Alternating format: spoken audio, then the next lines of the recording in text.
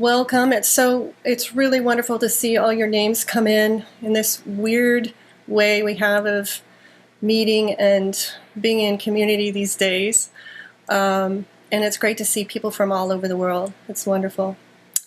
So I'm here today to welcome New School host Ladybird Morgan with Pat McCabe and Susan Balbas in a Women's Wisdom Circle. So I want to take a few minutes and just say a few words about our brand new host today. Ladybird is a nurse and a social worker, a healer and an educator. She's the co-founder and the executive co-executive director, I believe. Is that right? Or are you the executive director? I think you're the I'm just the co-founder. Yeah, I'm a part of Humane Prison Hospice Project. Okay. Of Humane Prison Hospice Project, where they implement end-of-life care in prisons by supporting and training prisoners to be caregivers. She's worked with the Zen Hospice Project, with Hospice by the Bay, and Doctors Without Borders. And in addition to all this, I know Ladybird as a ceremonialist. I saw her in action when she hosted a Ritual for Commonweal's Turning Toward event last year. And I was just genuinely touched by her open heart and her ability to hold space for our group, even over Zoom. She uses these same skills when she works with families and caregivers, helping them to step across important thresholds in aging, life, and at death. And we are really lucky that she's agreed to host several events for us over the next year.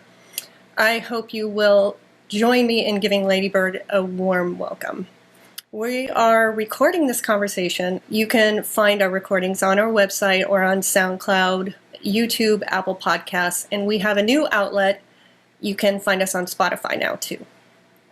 Ken Adams helps us with all of that, and he's behind the scenes as always. Thank you, Ken. And finally, just want to thank you for your donations to the New School. We operate on a really slim budget, and your donations allow us to make these events available to everybody, regardless of their situation. And now we're ready to begin. So, Ladybird Morgan, Pat McCabe, and Susan Balbas, welcome to the New School at Commonweal. Thank you, Kira. Thank you so much.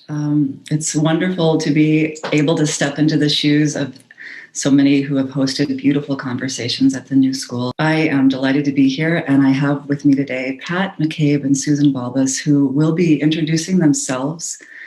What I really want to do is provide a little bit of a background to how this conversation was created and what my intention was in creating something around thresholds and how we're navigating thresholds that change. I had the honor of meeting Pat and Susan about a year ago in a circle of women called Women Bridging Worlds that was put together by Nina Simons and Rachel Bagby. And from my perspective, it was a collection of stones that were coming together to be gathered to rub against each other and offer support and wisdom and guidance so that when we were put back down on the shore, we could go about the work and lives that we were living with a little more courage, a little more connectivity to who we were on the planet and in the world. And my experience in the last 20 or so years has been that things are going faster and faster and faster. And what most communities have had, indigenous to this land, indigenous to all lands, were ceremonies and rituals that slowed us down enough to pay attention to when we were crossing thresholds, when change was happening. What was that change? How were we integrating it? And how was it becoming a new part of the stories that we also carried with our ancestral stories? And that doesn't always happen. And what I experience now is that losing those moments of thresholds is impacting our ability to actually make sustainable change.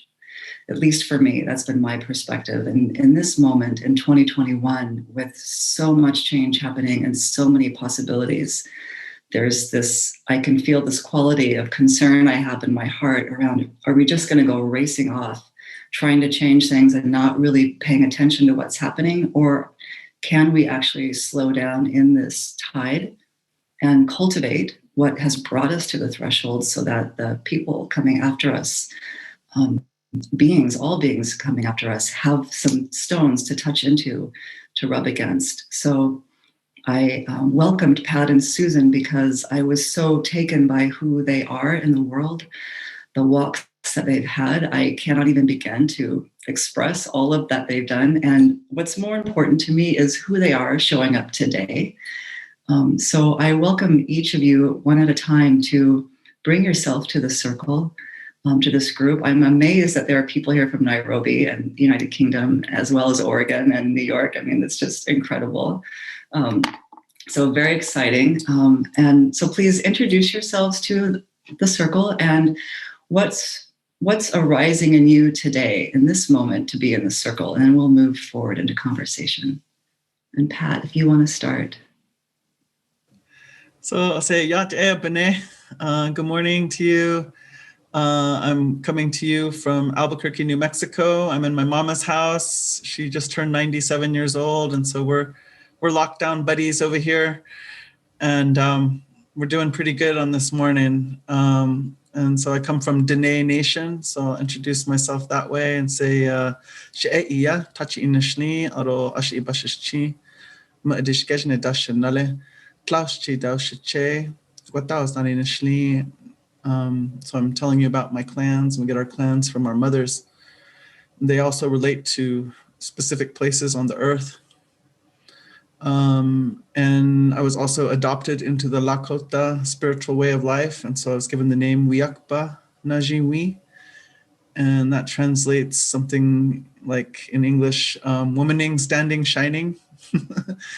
I used to say woman stand shining, but now I really feel like this presence that I've been walking the earth as the female of our kind is energetic. It's a catalyst. It's emotion and it's emotion too. So I was given that name and I tried to live that name to the best of my ability. And so how to introduce myself. I feel like right now the key thing for me is listening, is doing what I can to listen to the earth, do what I can to listen to the larger community. I always keep this here. This, some people might recognize this. Some people call it the medicine wheel, the medicine hoop. And so for me, I see myself as being one member of this family of life, but as a five-fingered one. But there's all these other forms of life, even the trees in my mother's yard. I'm tuning into them and listening to them too. And this mountain, normally I live 2.5 hours from here. So I'm getting to know the elders here, the mountains, the older trees in my mom's neighborhood, these giant stones that are at the base of the mountain. And so I feel like I'm really listening for guidance and direction and instruction and following it. I'm kind of over good ideas and brilliant ideas, and I want to be led. I want to be invoked into right action for life now. So that's it in a nutshell. Beautiful. Thank you. Susan, welcome. Thank you, Ladybird. Really honored to be here today. Thank you, Pat, for being here with us. My name is Susan Balbas. Balbas comes from my Spanish grandfather, who came to this country around the time of the Spanish Civil War. And so my father was first born in the United States, first generation and born in the United States. And his mother, my grandmother Rose, was Yaqui Indian from northwestern Mexico. And my mother's is Cherokee and mixed European from Oklahoma. They all migrated to the Central Valley of California during the Dust Bowl region or Dust Bowl period. And that's where I hail from. And but I've lived in the Pacific Northwest region almost all my life. So I live here amongst the Coast Salish people And so I consider myself multi-ethnic, but really, I think motivated, and my passion is for justice, and motivated by just the knowledge from my ancestors and the teachings that came through my grandparents. And I was a young activist with young children at a young age, and kind of raised them in the streets, raising hell for environmental justice. And then was very active in the peace movement and Central America justice, until the women in Nicaragua said, "Go home, you guys, you do-gooders. Go home. Your place is a mess. Go clean your house." And so we listened, and we did that. And I began to focus more on indigenous rights and justice, and have worked in coalitions of communities of color for a few decades now, worked in philanthropy, which is a trip. And anyway, that's a little bit of who I am. And I think we'll get more into that as we go. But thank you for having me today. Yeah, thank you. It's beautiful. It's wonderful to hear what each of you wants to share in terms of, who you are and what brought you here, because a lot of that's not necessarily in a bio that we have written online. And to complete the circle, I can bring in my ancestry, which is my mother is Irish and German, and my father a mix of some things that I don't get to know necessarily about, some African, some Eastern European, some Chickasaw, but not in any combination that I'm aware of, numbers and amounts, so or even stories from that lineage. And what brings me to this day and this work is a growing curiosity about how to stay excited about being on the planet, and what that means to me. And it continues to change.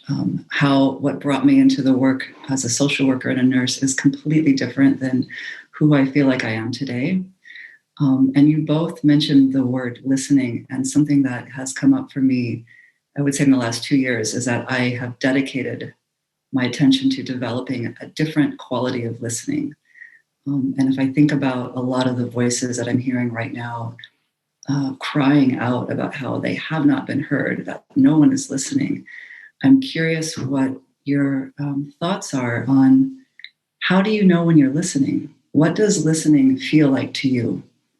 Well, I'll talk a little bit about listening, because this is something I've pondered over the years, as I consider myself to be a listener, and I'm very I like to observe people, surroundings, relatives, and something that seems to be very prevalent in some of the conversations we're in is it becomes really obvious to me that people are not listening. They are so into their own minds and their egos, and the point that they want to make is that they don't truly listen to what's happening in the room, and that they're just waiting for that time to jump in and assert their point. And I think that carries over into, as humans, how we interact with each other. And I feel like we're in this time right now where collaboration, true collaboration, is so important. But I believe that our system is not set up for that. I listen to the news sometimes, and I read a lot in the mornings about what kind of the narrative is that's happening out there in this crazy time that we're in right now. And what really strikes me is that in this system, it's a winner takes all. And we're not taught that with in our indigenous circles, that when you leave somebody behind, it's not a good process. When you have winners and losers, what happens to the person who's not in power in the winner right now? And we are seeing that right now so clearly. And so we see this not wanting to listen, to censor people, to drown out their voice. As terrible as we might think that voice is, as hurtful as it is to us,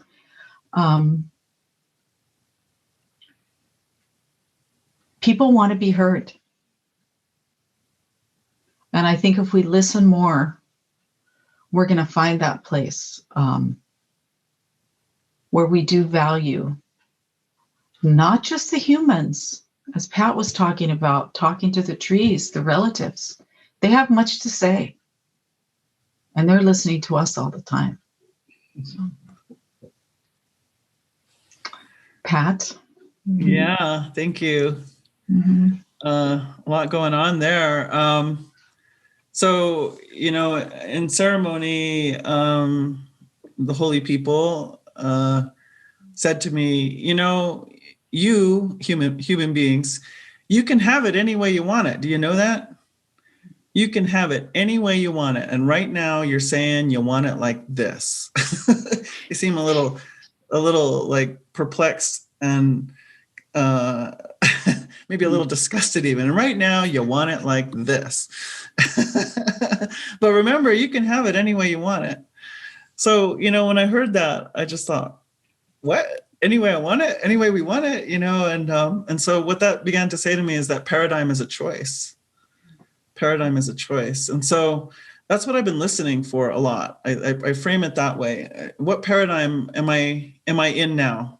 Because as an Indigenous person, I'm automatically, I would say, walking in at least two paradigms, like really distinct paradigms. And so for a long time, that created a lot of confusion and angst. But today I'm going to say that's like a massive privilege. It's a huge privilege to really know, like not wonder, not guess, not imagine, but really know in an embodied way that human beings occupy this space on Earth in radically different ways, in their thinking, in their actions, in their relationships, in their concepts. And so, moving from modern world paradigm into an indigenous paradigm, which was a big part of my journey. And now, I'm ever deepening into indigenous paradigm, I guess we'll say. And some people say there's no such thing as pan-indigenous, but there are so many similarities. And in terms of a paradigm that is based on Earth and acknowledging the sovereignty of all beings, that's a very distinct way of worldview, right?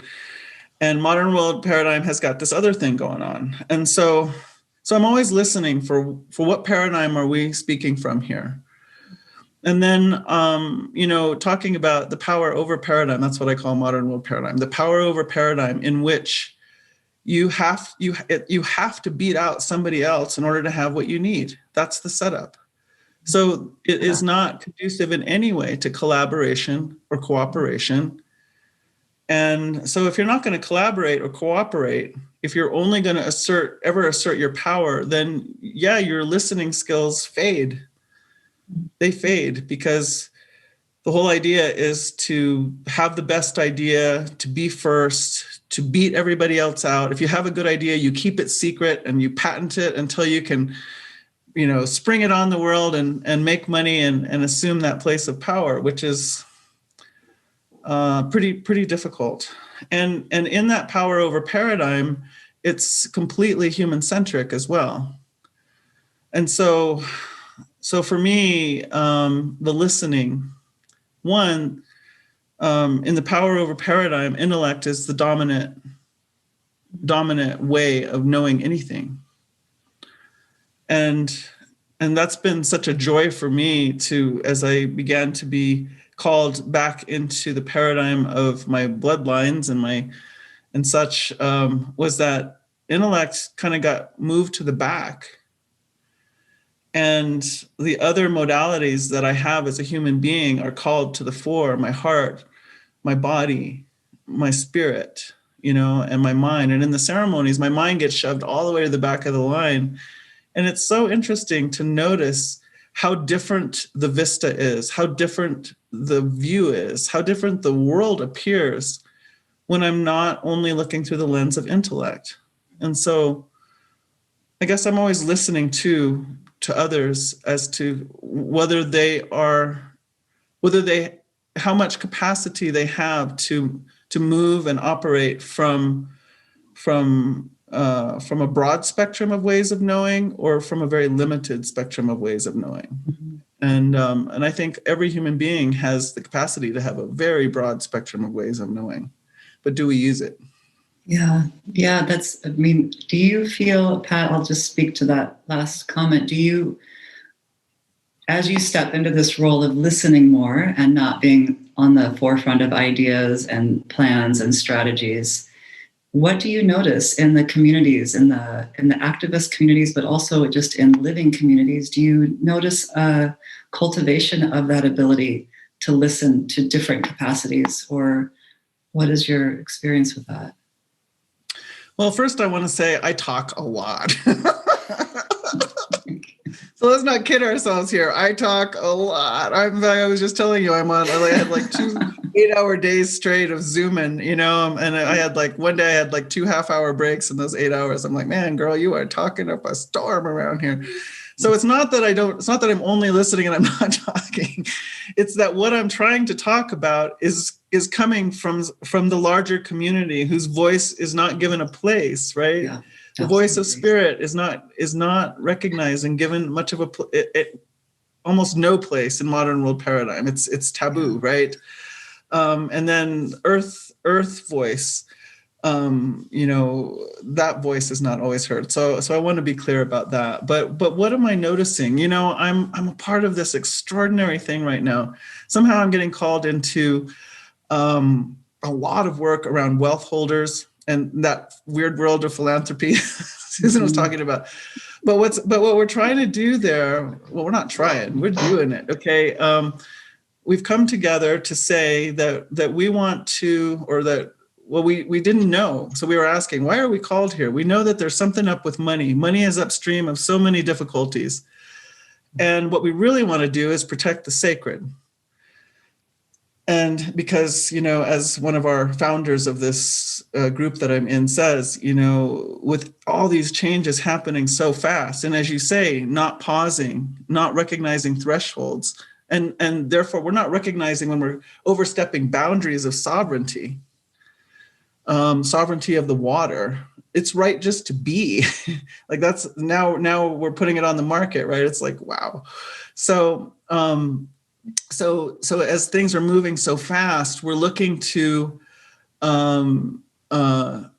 try to really have an eye out and pause to protect the sacred, protect those whose voices can remind us of the sacred too, to protect those sacred relationships between humans and earth. And anyway, and so we want to see how we can begin to put resources behind that impulse.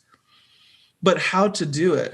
We really want to step out of the structures that come out of power over paradigm and see if we can't begin to, even though we're working with money, work with it through a different modality. So what I'm noticing in that group is we're listening. First of all, we all created one of these, which is like a little collage, and we call it a netter. So this is one that I made. And so it's so interesting to have all of us. I mean, we did it really quick together on a Zoom call. It was like 25 minutes. But now we keep going back to these because these are what we chose to put on here is speaking from a place of consciousness, we feel like. And so there's voices that come through these, we call them netters, right? So the netter is saying things that isn't always in conscious thought. So to do this as a group is just extraordinary.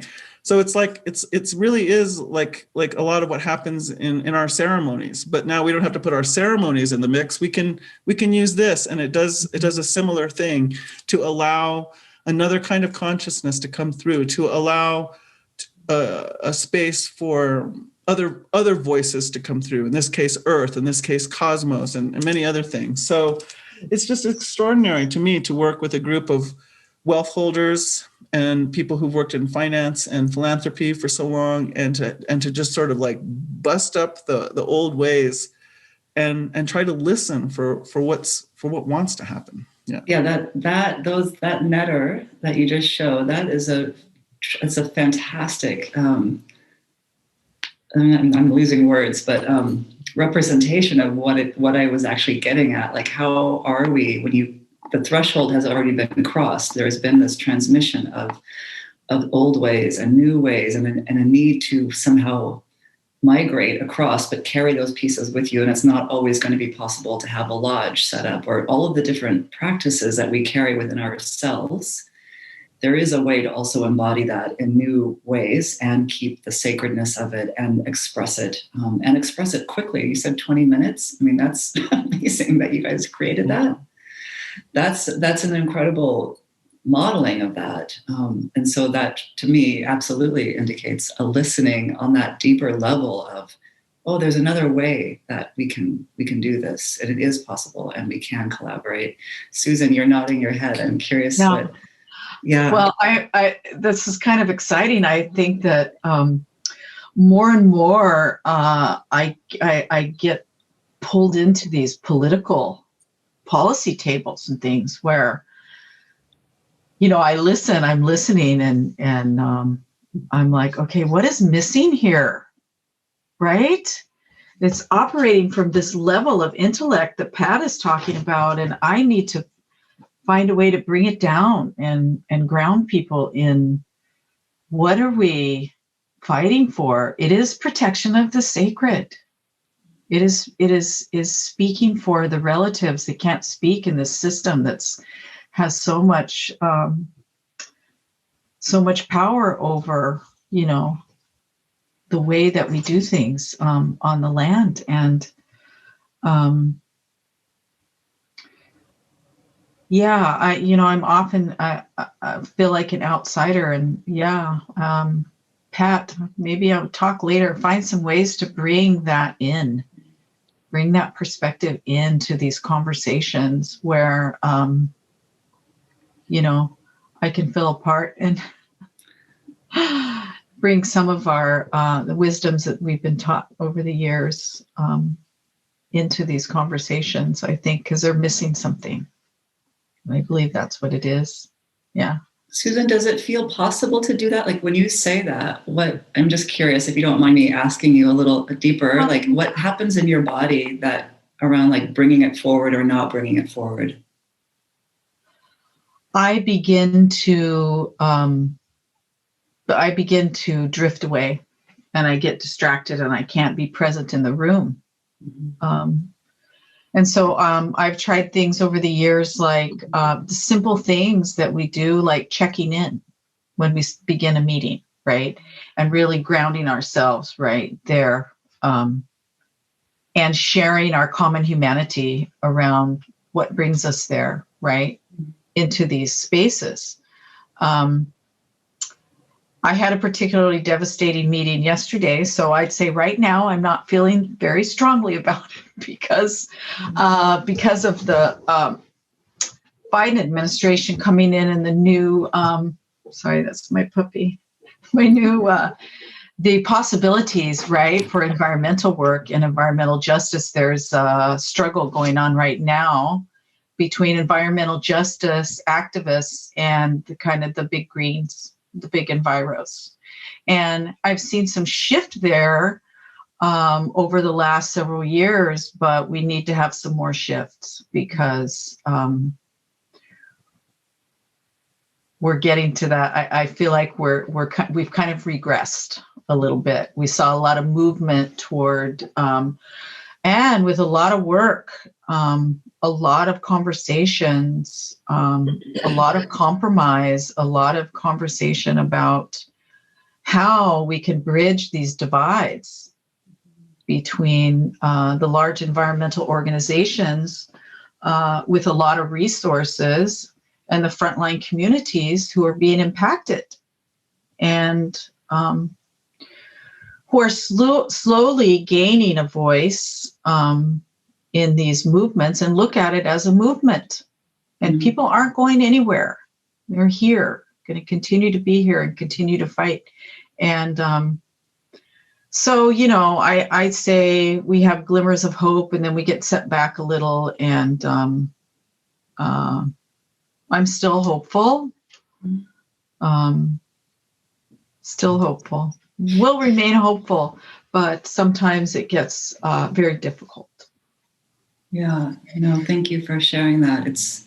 It's real. I mean, that's just it. This isn't a Disney movie or some kind of planned thing where we know the ending. We don't know the outcome of what's going to happen necessarily. We have an intentionality and we're moving towards something, and some people are moving in the opposite direction. And that's the direction that they're going. And what are the ways as the world gets so connected? I mean, it's just the reality of that we live in now is so different from 100 years ago, from even like 30 years ago. But even just realizing how much access we have to information and people and ways of being, and that it's overwhelming at times. And, and to your point, Susan, like that, there's this sort of this evolutionary wave that happens, like the embryo being formed when you're like curling in, and then you come back out and you curl in and you grow a little bit more, and then you come back out reshaped. And I feel like that happens in the evolution of political and social change as well. There's a curling in where you have to sort of tend to things a little closer to the nest and be a little more protected and safer, and maybe not go blasting out with something. And that when you do go blasting out, that you've actually gone in there first, and you're not just out with like one, 2 fingers on your hand instead of 5. That process of evolving, allowing it to happen. And I always just come back to imagining, and that's where I'm curious about your feedback about this slowing down. For me, what happens is if I can slow it down enough for things to spread out a little bit more, and like you're saying, Pat, like bring in all of what I'm listening to, then something else can happen that maybe has nothing to do with me or what I thought should happen or was going to happen. But when that pace keeps going and going, and then I just retract, and then nothing comes out anymore, and it's just this movement. So yeah, I'm hopeful as well at times, and sometimes I'm completely not hopeful.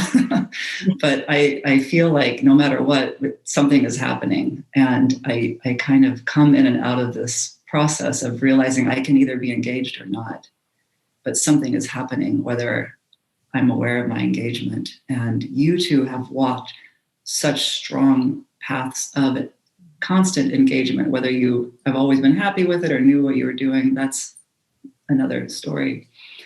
But there's been a consistency to that, and that's a remarkable path to be on. And could you speak a little bit more to what that feels like, to embody that, to be carrying, having been a path builder, a bridge offerer, a hope holder? That's a lot of work. So part of my family history is that my grandparents were taken to Dutch Christian Reformed missionary boarding schools, residential boarding schools. That's where they met. And then they sent their children there. And so that's where my parents met.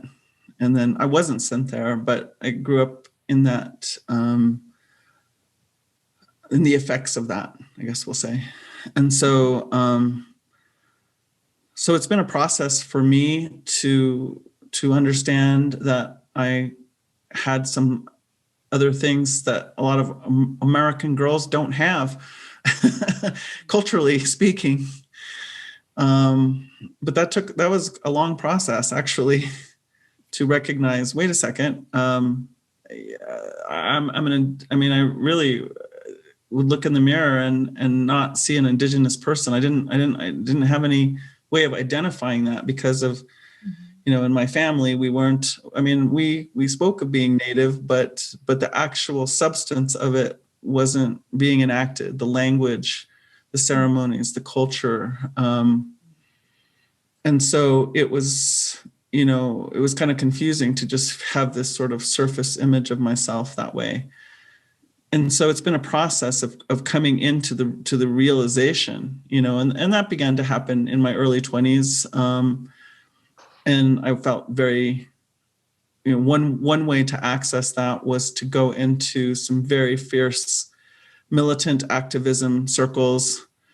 And I spent some time there. But as I began to actually enter into the ceremonial life, I got called in a different direction. I don't in any way say that I don't appreciate or feel the deep necessity for the really militant, hardcore activists. I think the whole spectrum is needed right now. But for whatever reason, I'm getting called to a different seat, and my seat is a lot more. I think, I don't know if I'll call it diplomacy, but it has an accommodation that not every seat in that spectrum has. Let's just say. And so I feel, as I got called into understanding that my gender, so my gender in American paradigm is one thing. My gender in Dene and Lakota paradigm is another thing. And so being called into seeing myself in a different way. And the way the spirits talked to me about it was, they said, so you think you know what feminine is, but you don't. And you think you know what masculine is, but you don't. All you know is how those two energies behave when you plug them into a power over paradigm. But if you were to plug those energies into a different paradigm, they behave in a completely different way.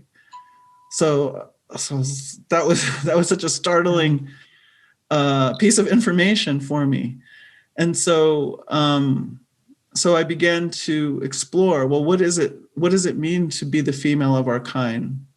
If every member of life that sits on that sacred hoop of life has a perfect design for thriving life, I'm going to say, because if I look out, everything, author Barry Lopez talked about the impeccable way in which the animals live their life, right?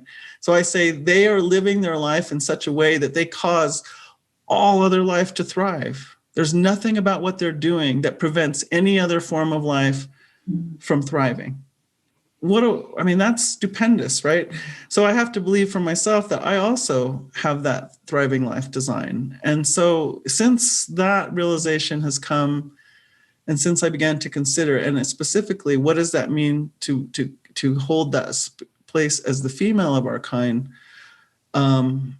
I feel like I have this engine burning. I have this fire burning to just keep unfurling discovery upon discovery about what my capacity can be that way.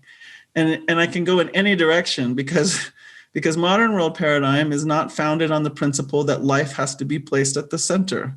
Mm-hmm. So now I'm remembering myself as human being whose activities are placing life at the center. And I can do that in health. I can do that in education. I can do that in economics. You go any direction, plenty of work, plenty of discoveries to have. Mm-hmm. So I think that's sort of what's driving me right now, is just an excitement about this comparing, contrasting, and reimagining, and being a part of co-creating something new.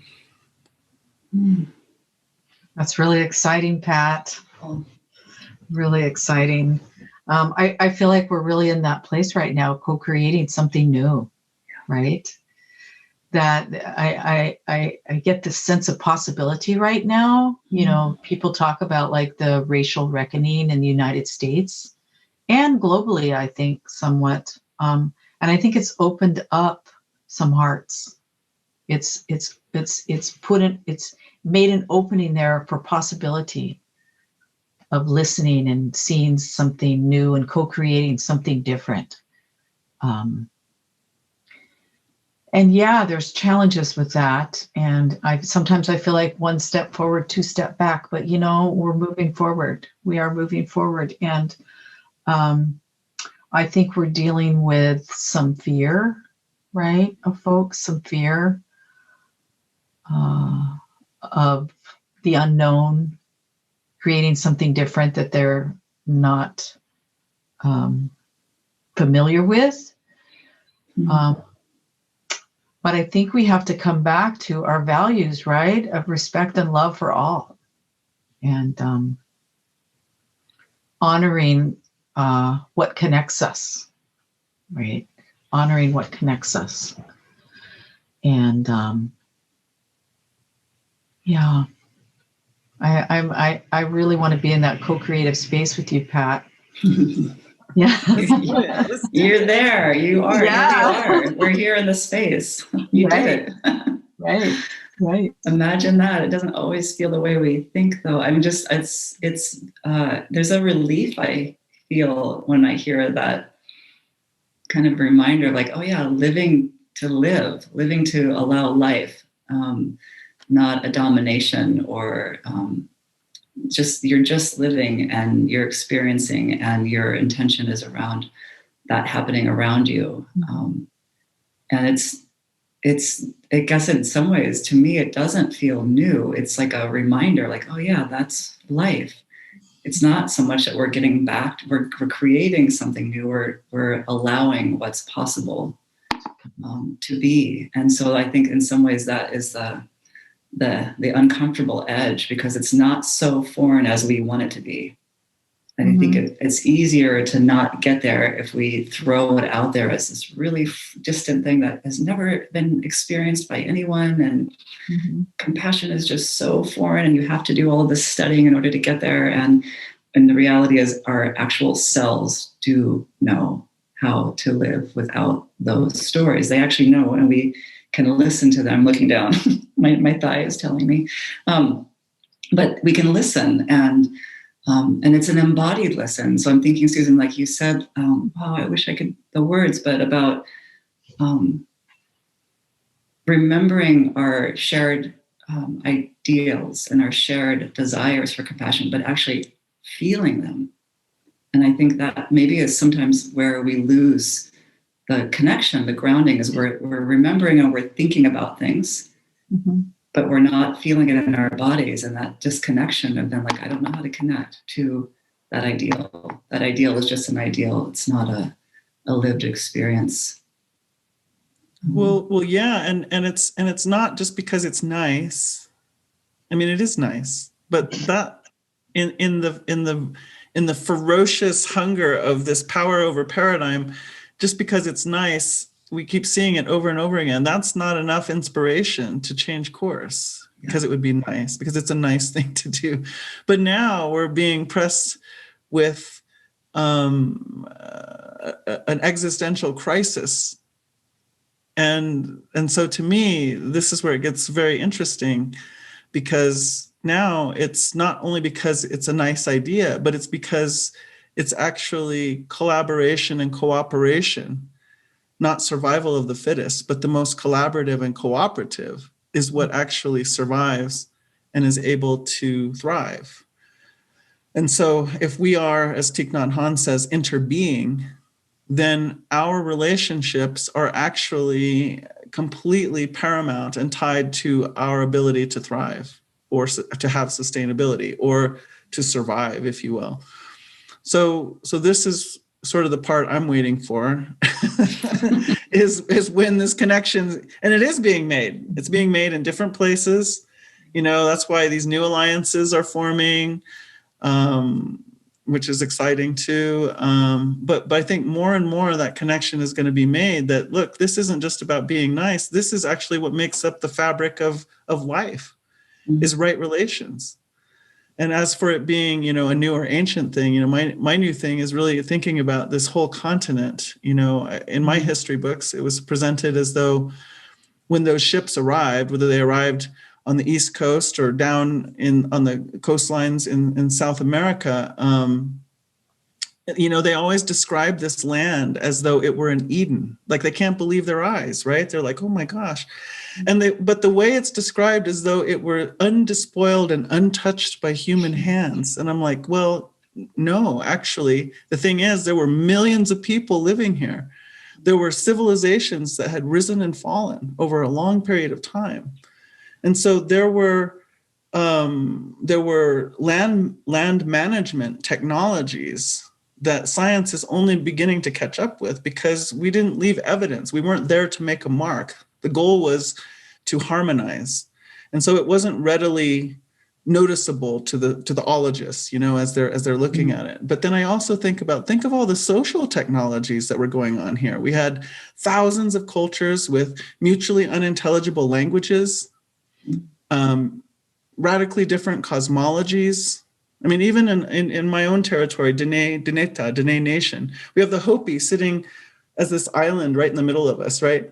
Thousands of years this has been going on. They've never become Dene and we've never become Hopi. That's a social technology that modern world simply does not know. So we don't have to imagine like this. We have experienced this, and this whole continent was a single thriving entity. I mean, I love that picture and imagining that. Not just for me as an Indigenous person, but for us collectively as human beings. Yeah. It's beautiful. Yeah, I think that's a concept that, Pat, is just now beginning to be recognized. Is that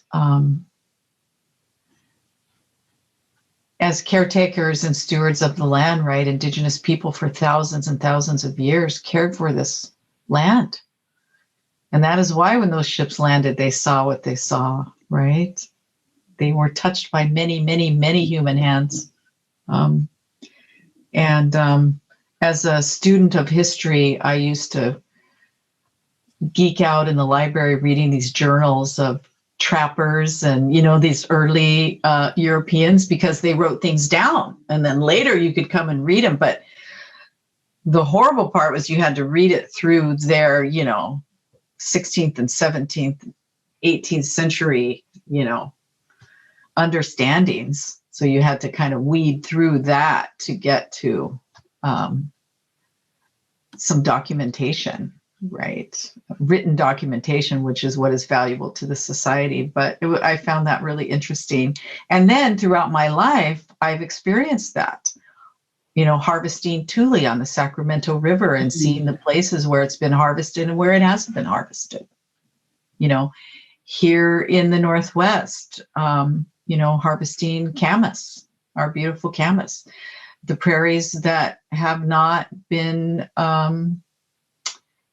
harvested, and the ones that have are very, very different. So you can see those, right? You can see the evidence of that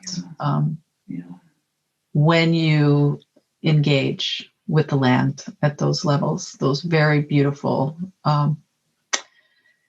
personal level, right? Yeah.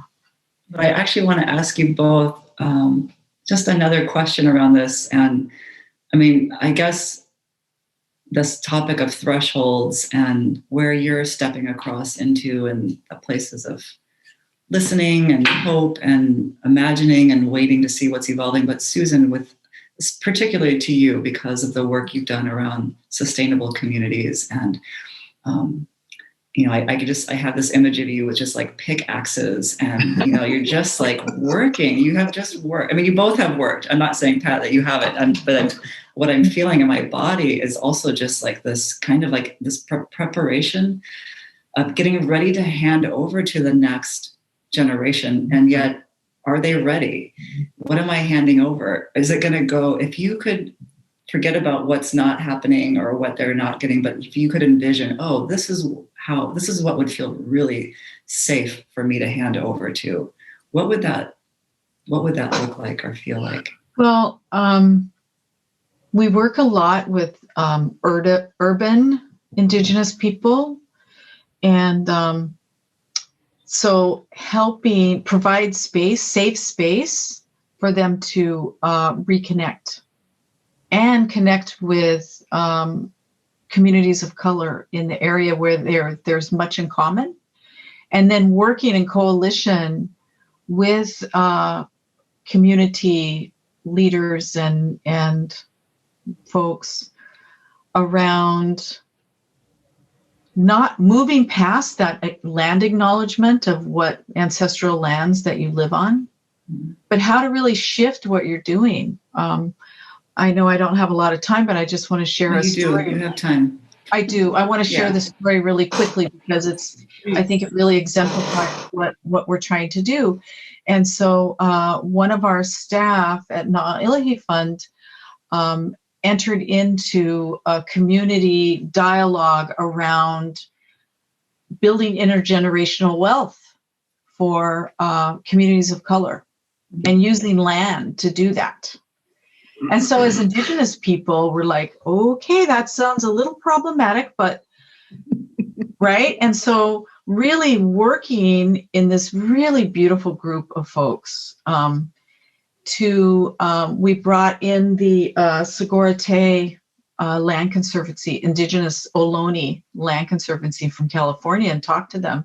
There was not a dry eye. It deepened their understanding about what it means to protect the sacred. And how can we do both? How can this not be an either or? Are we supposed to just leave the land to the dominators who came in and took it and are extracting? No, how do we shift that paradigm? How do we shift that? And how do we promote land stewardship under the guise of ownership in this society? And how do we shift that and do it in a way that's honoring of the first peoples here, the people who have been here for thousands and thousands of years and who are responsible, right, for this beautiful bounty, right, that is, and the relatives that are here and that are still healthy.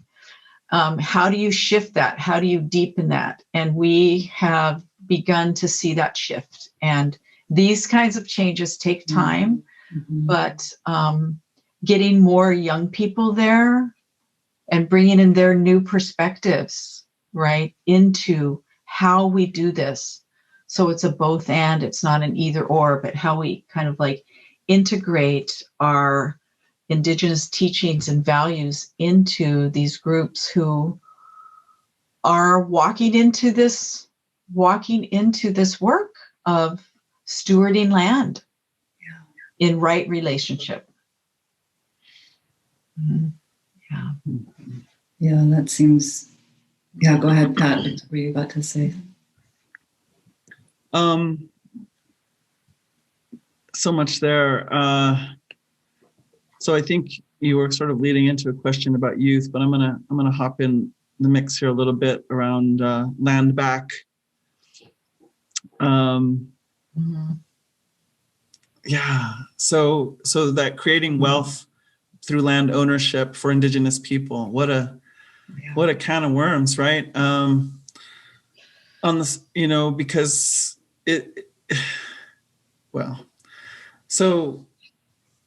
so I think it begs the question, what is wealth, right? And that's what I think would be exciting to me about that prospect, is really getting to the bottom of what do we really see as wealth, and what is sustainable wealth. And so that's coming up a lot in the wealth groups that I'm a part of right now. And so, I really think it's helpful to understand what is significant about returning land back to the original Indigenous peoples that it was taken from. And so, yes, it's a form of justice. It can be a form of some kind of a justice, an acknowledgement of how this nation was formed, the violence that occurred there, the injustice of what happened there. And so I get that. But to me, there's some deeper levels. There's much deeper levels to it as well. I don't know. Rachel, our common sister, Rachel Bagby, sort of gave me a little nudge on this. So I'm trying to be careful of my language here, because I think she's right. Because I was really having this hierarchy around what part of it was the more noble aspect, but maybe they're all equally valid. But I want to bring forth the aspect of, so what I say, what I have, I don't know if this is a combination of what Spirit said and what I've come to, but I've been saying, culture isn't a human construct. Culture is the Mother Earth expressing herself as human being in any given place.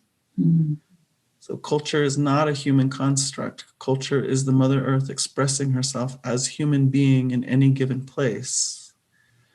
Because everything about our culture comes from our surroundings and the relatives that live in that climate and that, those temperate zones and et cetera. So those are our teachers, and those are different, here in the Southwest than up in the Northwest and et cetera. So our cultures emerge, as different from each other because of the way the Earth is. So when a human being is able to listen with this broad spectrum of ways of knowing, full satellite dish open of body, mind, heart, and spirit, and also through the ceremonies coming into ways of knowing and having ability to really access, I guess we could say, a dialogue with that larger community, then that's how that sustainability occurs. Because I say, if sustainability is the highest and most sought after technology on the planet, who should we be talking to? We should be talking to those peoples who've known how to live in one place over 1,000 years, 5,000 years, 10,000 years, 20,000 years in relative health, harmony, and happiness. So how did they come to have such a relationship? It's through, like I said, all these ways of knowing and the ceremonies and the songs. So it's been this deep back and forth. I mean, I don't know if we can even call it back and forth. It's, in that sense, we are flora and fauna in the place. And so from that place, those peoples who've had that kind of relationship, there's no other way for it to go but for them to cause that life to thrive there, that understanding, or at least they're not going to impede it. So when we return land to those peoples who have that lineage, who, even if some of the pieces are gone, there's a way that land recognizes them such that they're going to be able to bring that part, not only that part of their land back to thriving, but actually most of these peoples are also working between the earth and cosmos. And so ultimately we're aligning the destiny of earth with cosmos in those places as well. So when we are able to enact that relationship with our places on the earth, then the whole earth rebalances and comes back into harmony. So this is a radical act of global sustainability, to be returning lands to indigenous peoples. So I just really, this is sort of just arriving for me, but I'm really feeling that and really hoping that we can not only approach it as reconciliation and restitution and all those R words, but to also recognize that this is a collective act towards restoration of humanity's right relationship with Earth. Yeah. And I just want to add two more R words, is rights and responsibilities, right? Mm-hmm. Under the guise of rights in these societies, right? But also bringing the space where we can honor our responsibilities as Indigenous people, right? Through what some of us have called covenant with Creator to care for this place, right? That it is a deeply held responsibility, and really bringing back in the abilities to do that is for me key to the land back movement too. Yeah. Honoring responsibilities. Yeah, and will that be a shared vision by the many? For everyone listening, we would love to have a question or a comment to either an individual or to just the group. Okay. This is from Omar Brownson, and he I think says, what's the shift from power over paradigm to what blank paradigm? Love under, love with.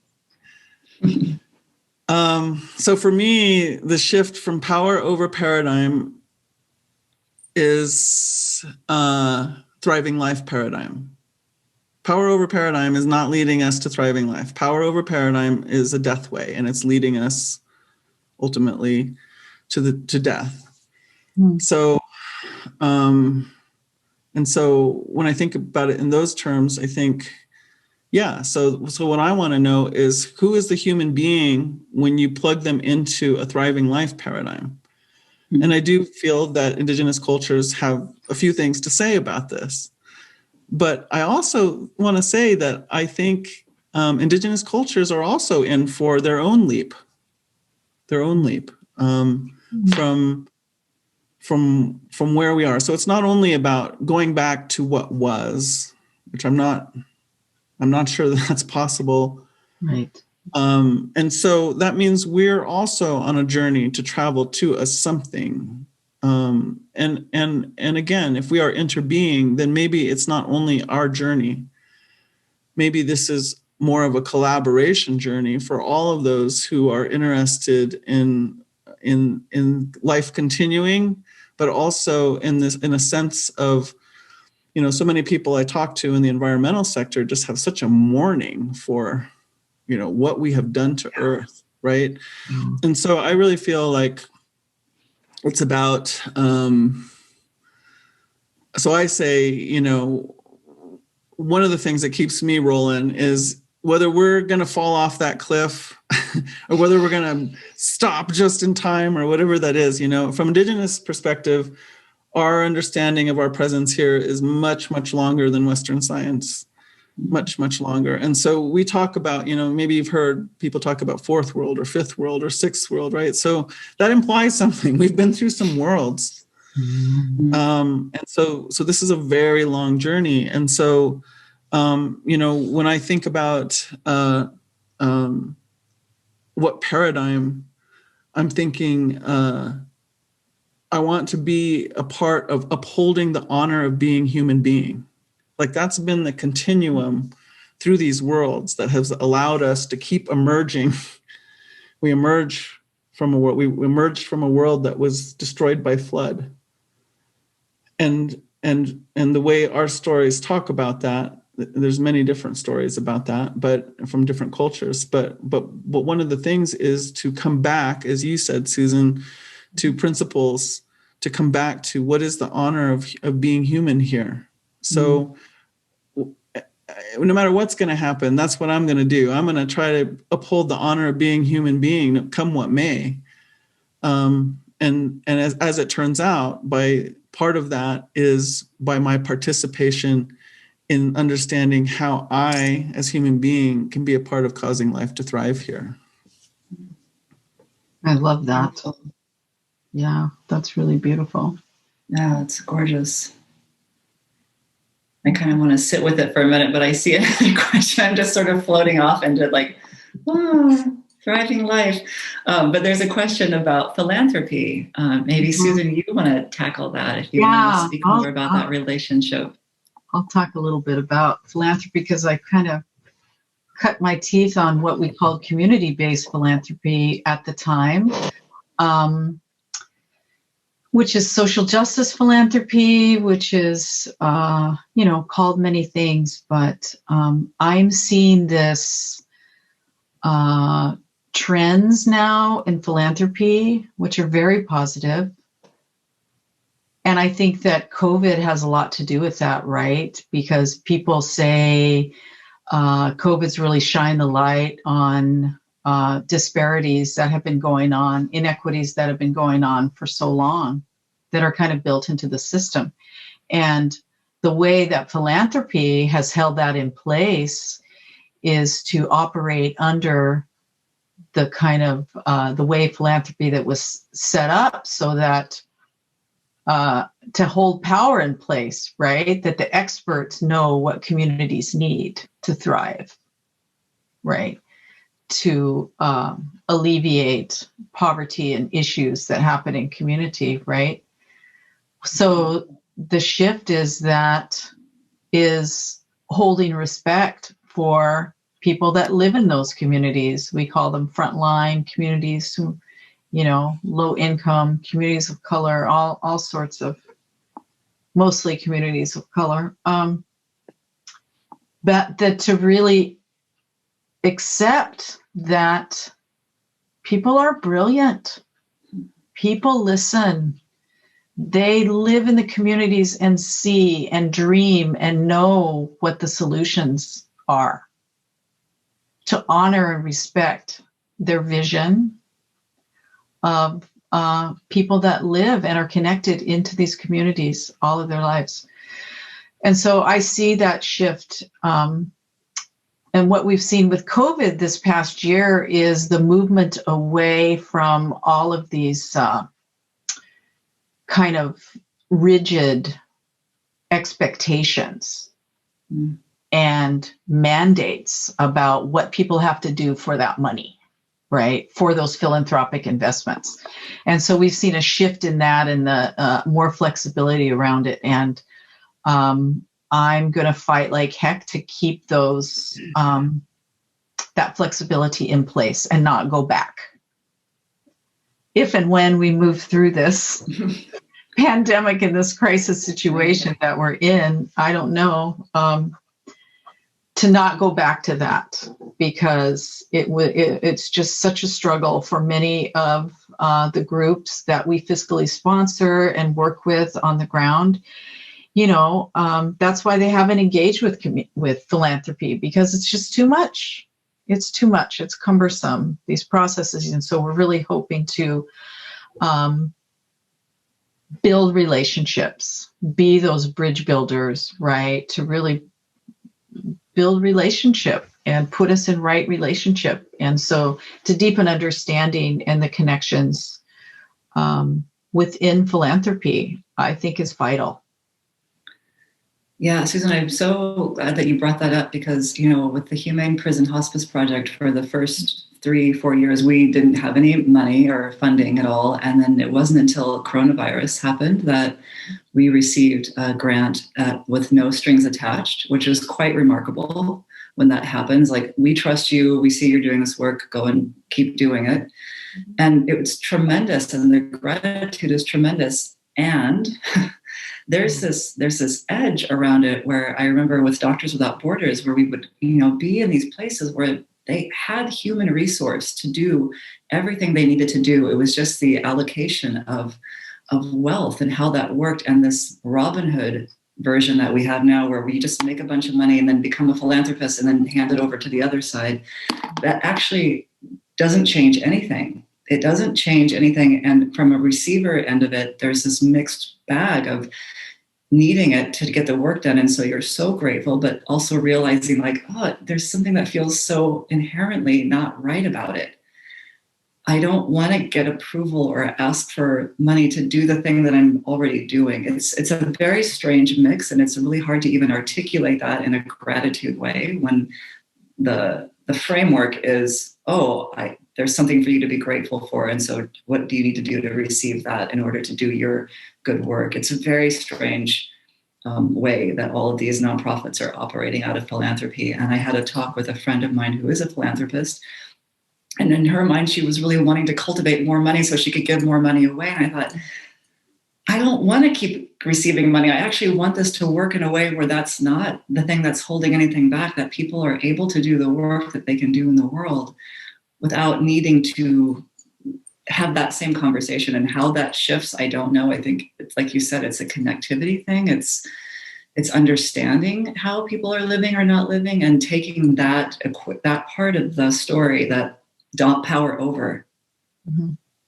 That part has to go. Otherwise, there's always power over, we're able to do this because of these things, these people, this whatever. And, that's the story that we've been living with. And it's a big one to lose, because there's a lot of self-identity in that. It's no longer about the work. It's about the beings who provided the ability to do the work. Mm-hmm. Another complication to the story. So it's a very convoluted, I don't necessarily want to go down the path of how messy philanthropy can be, because it keeps us alive. And right now it's the story that we're in. And so to somehow create something new without destroying it, take the gratitude and the generosity and the possibility from it and reshape something that is sustainable in a thriving path. To your point, exactly, that it's actually just about thriving, not about just moving wealth around. What is true wealth? Sorry, I'm looking at the questions. Going going back to listening, what do you hear when you listen to people saying racist or what we might consider to be dangerous untruths? It's a big question. What do you hear? I remember I was riding around with my cousin who was about 10 years older than me, and I think I was about 17 or so. And I forget, something happened and he started going off about what a racist such and such this person was that we had just, I can't remember if it was driving or in a store or something. And I said to him, I don't think I've ever experienced racism. Oh my gosh, like the steam was coming out of his ears. He was just like, why? So I don't know what happened to me. Honestly. I feel like I'm like, where am I? What happened? So I came in here in some kind of strange way. and I still have some of that. I mean, it's not that I don't think there are people who behave in certain ways in response to somebody who looks a certain way. I definitely know that goes on. I'm also investigating a lot deeper, systemic racism, and as this whole conversation around white privilege and white fragility, and what are the deeper structural things that are going on there, the foundation of this nation, really being based in much of that understanding of the natural order of things, which were based on race. I remember being down in Mexico City and went to this museum, and there was a poster on the wall that was all these lines of people. And at first I couldn't figure out what it was about. And then I realized they were going from light skin to darker and darker and darker and darker until the very last one was the darkest skinned person. And it was like I don't know, it was from like the 1700s or something. And it was really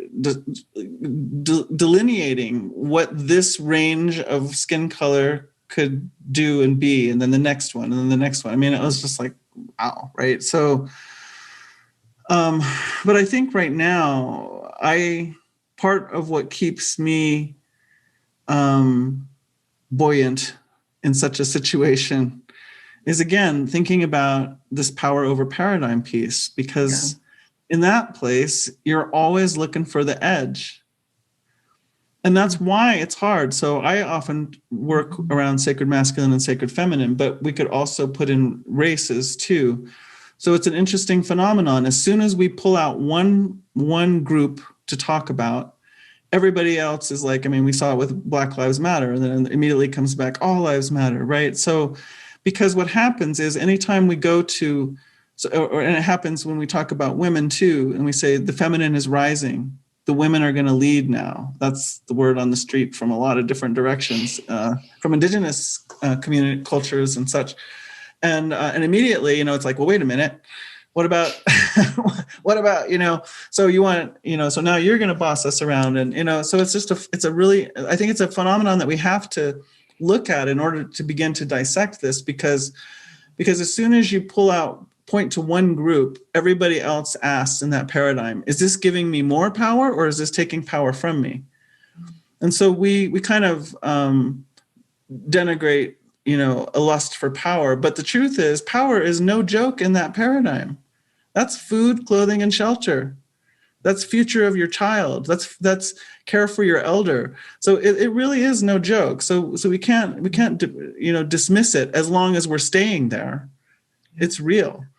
And so so I always have to preface every conversation, and when I'm going to begin to pull out any group or pull out women or the feminine or something, as I have to say, let's notice this. Let's notice where we are. And if we're in this part, if we're operating out of this paradigm, it's going to feel a little uncomfortable. But if we move over to thriving life paradigm, then maybe we can begin to see ourselves and our dynamics in our differences in a completely different way. So I find it really helpful that those paradigm structures that way in those kind of conversations. It's great. Yeah. I'm voting for thriving life. I kind of don't even want to talk about anything else now for the rest of the next 20 years. Susan, were you reading something? I see you. Yes, I was reading, it looks like Shantae. How do you encourage people in communities to thrive without depending on handouts from the wealthy? In Indigenous communities, so Na'a Fund is what is emerging as Indigenous-led philanthropy, which is a concept where, because we are community and we are embedded in community, we have relationship in community, we have a different way of practicing philanthropy. And some of the ways that we do it is we don't have all those strings attached, and we honor and respect people for the work that they have done. We play that bridge builder between the wealth and bring that financial resource in, so that energy doesn't have to be expended to do that, and jumping through all those hoops and things that requirements to get that funding. But one of the things we like to do is cohorts, where people come in and kind of represent their community, and they do skill sharing, talk about, engage their community in what kind of solutions and projects they want to do. So what we focus on is returns to regenerative economies. And what does that look like for each community? So we focus a lot on food sovereignty. Food security is so important right now in COVID, because it's really shined a light on, we have a lot of food insecurity. And so we work on, of course, addressing the crisis, but also to try to look long-term and rebuild Indigenous food systems, regenerate traditional trade routes that have been here for thousands and thousands of years. Look at and do more at look at, but really help to provide space and energy and information about returning to natural buildings. And all of these solutions are also benefiting society, the larger society, right? Of course they are. So because we are modeling what we call regenerative economies, which is stopping the extraction and the power over that Pat is talking about, that power over paradigm, but really working with Mother Earth, working with our relatives, working with the land, and so that humans are part of it and not dominant over, and just helping to kind of catalyze that, right? And the practicality of it in today's society. So it's not just an ideal of something that we want to do, but how do we actually do it, right now? And, How do we do it? Mm-hmm. How we do it. Well, we're going to find out. Yeah. I see one more question from Omar that I think we can close the session with. How do you define the sacred? Yeah. So, I saw that question, and I actually wrote the same question here. I said I need to unpack that word sacred, because we're talking, because it's, it's very sort of Disney native. In some people's mind, the natives are always so sacred. We're talking about sacred, but I want to, and that is true. But I also want to sort of say that this isn't an indigenous principle. This, in my interpretation of sacred. So sacred, again, for me, we're so up against this thing about our lives here and our presence on the planet right now. I feel that everything is in terms of, is it leading towards life or is it leading towards death? I mean, like, that has to be considered. And so much of civilization from the last 5,000 years was created without placing life at the center. And so all these systems that arose from intellect, intellect loves to just create and go and go and go, and create problems to solve. And yet none of it was really considering what makes our life here. Like, this is all the way back from the Romans. I remember the first time I went to Rome, I was like looking around and seeing all these places, and I was like, this is where we went mad. This is where we went mad. Look at this, and I was like, okay. To even to go into the Vatican and see all the columns and all that. I mean, it was just like, wow, to try to elevate and enlarge ourselves bigger than the earth. But, I keep saying, the earth, as they say, Mother Earth bats last, but she is the authority around here. We are not going to bend her laws to suit us. We're not going to. It cannot be done. And so we are going to have to consider what are the laws that cause life to thrive, right? And that's why I'm so on it. I'm with you. Like, thriving life is the way. So to me, protecting the sacred is about protecting the life, protecting what makes life, protecting, and not only. And here's the other thing: is in modern world paradigm that competition gets so intense that we can't get beyond our own, that's where that fierce individualism that comes in. So we are not even beyond our own self in terms of thinking ahead. We're planning our retirement, possibly our children's college education, but there's no 7 generations foresight going, and so that's the other mindset of sacredness, is having to think about how does this affect future generations. And not only human generations, because as it turns out, we actually do need the flying ones, swimming ones, creepy crawling ones, 4-legged ones.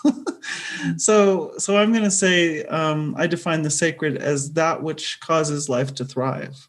Principles, actions, physical beings. Yeah. It's practical. Yeah. Susan, do you want to add anything to that? Or No, I just love that, Pat. I'm going to sit with that for a bit. That is... allowing life to thrive is what's sacred. Thank you for that. Yeah. Sit with that one. And it makes sense, when I think about when people ask about the Humane Prison Hospice Project and why hospice in prison, and our answer is usually like, why not? I mean, it actually encourages life. It encourages life to care for anyone.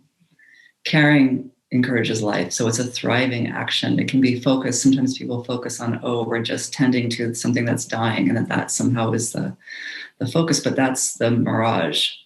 That's the catalyst or the carrier that allows life to actually thrive, is by tending to what is not thriving, so that it can. And so there's like no question in my mind, why wouldn't you have hospice in prison? We have to have hospice in prison. Yeah. So we don't even have to talk about it. It's a life or death situation. It feels that. Yeah. Mm-hmm. But usually it gets, like you said, Pat, people pull it out. They go, but then there's people who should be punished, or there's, what about safety? Or there's a guard. I mean, they just go, the list of complications around just tending to life is remarkable, actually. And it's the complications that keep us up at night and keep, give us a job, honestly. I mean, we are thriving from complications. Mm-hmm. And I think through true thriving, about what we're talking about, really leads to true sustainability, right? Because what is sustainability? You often hear it's defined as taking less, which is still based on taking. No, shift that paradigm. It's about sustaining the sacred, right? Sustaining what sustains us, sustaining thriving through relationship, right? And that deep connection and protection of the sacred. It's not about taking amounts, right? Shift that as well. Yeah. I think it's about receiving this life as a sacred gift. Yes. And treating absolutely. it as such. Yes. Well, Well, you two, we are 2 minutes out. I want to be able to just acknowledge my gratitude to close this conversation. Thank you so much for saying yes to the invitation to coming into a conversation that we'd never had before, and exploring what that means. And for everyone who was able to join, I'm so delighted because there is an energetic quality to sharing conversation in community. And I hope that there was an experience for people to feel like they had their little stones rubbed against other stones this morning, and can take away something from it. I want to just also call in all the relations and Mother Earth, Father Sky, front and back, side to side, every being that has graced us in allowing us to be present, to show up in this way, in this day, in this way. So, thank you so much. Kara, did you want to say anything as a farewell? Yes, thank you. Pat and Susan and Ladybird, thank you so much again for your presence with us and for reimagining and co-creating something new at the new school today. So much gratitude. Just one more reminder to make a donation if you can and if you haven't, to help us keep these programs going.